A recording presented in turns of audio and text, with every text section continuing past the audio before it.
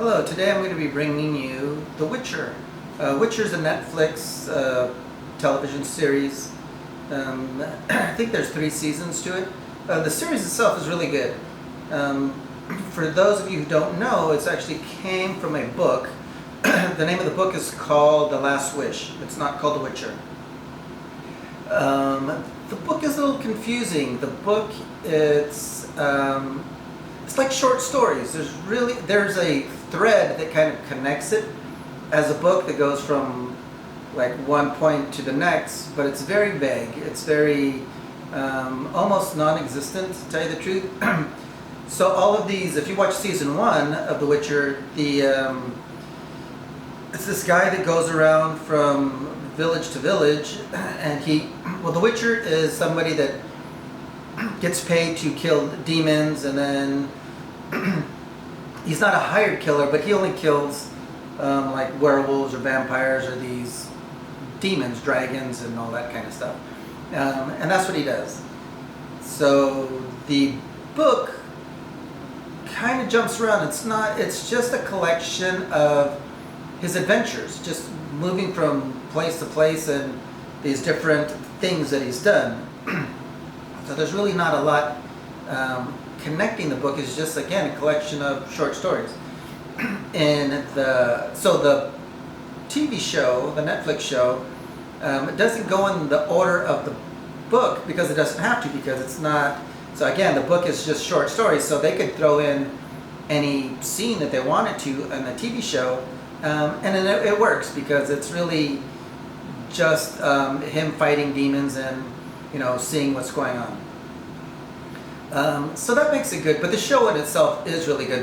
The difference in the show than in the book is that there is a thread that connects it, where the Witcher is kind of on a quest for the most part.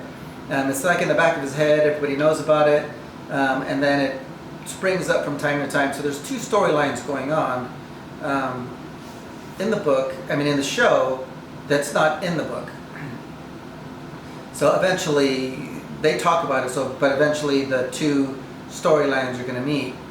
But for the most part, it's just action, some drama. He has, some love affair with some witch, but that's kind of off and on, and it's not really, significant to move the story along.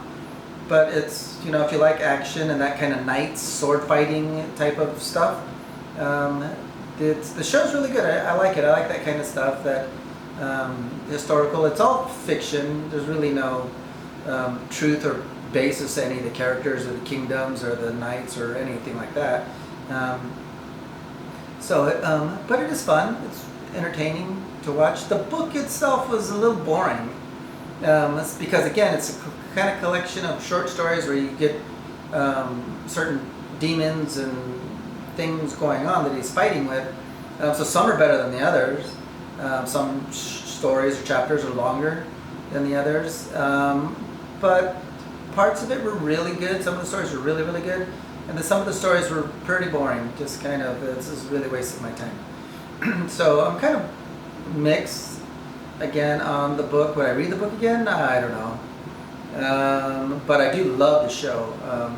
I can't get enough of it.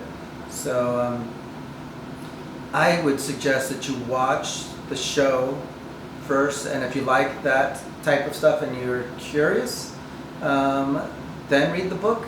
The book, again, is called The Last Wish, and The Last Wish is kind of weird because it's the title of one of his short stories. But in the whole entire book, everybody calls him The Witcher. He has a name, but they hardly ever call him by his real name. So they call him The Witcher. So I don't know why they didn't title it The Witcher, the name of the book, but the title of the book is called The Last Wish. And it's just it's not even like the end, the climax, a mission at the end of the book. It's stuck somewhere towards the end where something happens, and then that's the last wish. So it's a little weird. Again, the book is a little all over the place. So I would start with a TV show, and if you are really into the TV show and you want to know like in depth, then read The Last Wish.